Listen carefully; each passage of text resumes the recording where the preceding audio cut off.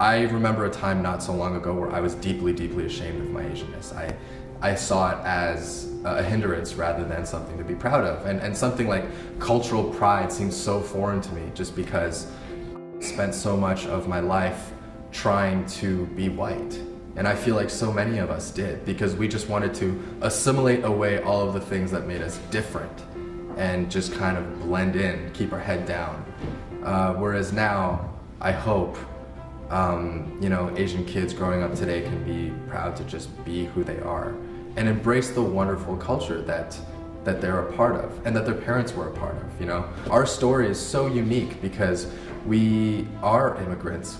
Our parents came from a land far, far away, and oftentimes with nothing on their backs, nothing in their pockets, just hopes and dreams of a better life.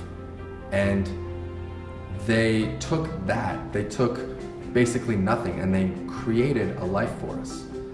And I just think that for us to then turn our backs to that culture, to that heritage, and to that story is it's unacceptable. And we have to find that pride within ourselves to say, I embrace the culture that I grew up in. And yes, it wasn't perfect, and yes, it's hard growing up in a new society, and it's hard to, sometimes explain things to our parents. It's hard for these two generations to kind of try to find a middle ground, but it is a story that is worth telling, and we need to be proud of that. I'm excited to continue this dialogue of what it means to be Asian Canadian, Asian American, with the hyphen, right? It's so strange, and it sounds so obvious once you say it out loud, but we're not the same as people who grew up in Asia. And it's something that Hollywood, in particular, has had such a difficult time wrapping their heads around. Why does a movie like Crazy Rich Asians make $250 million in the North American box office, but then when you take that movie full of Asian people to China, why does it bomb?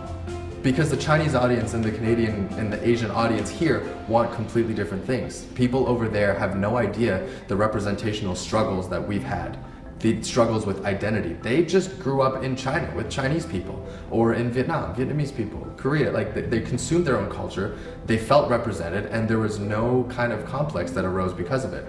For us, though, there's a treasure trove of conflict, of these new feelings, of these struggles with identity and how to carry oneself. And I just think that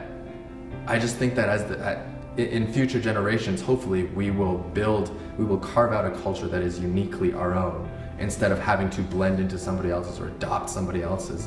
It becomes just us.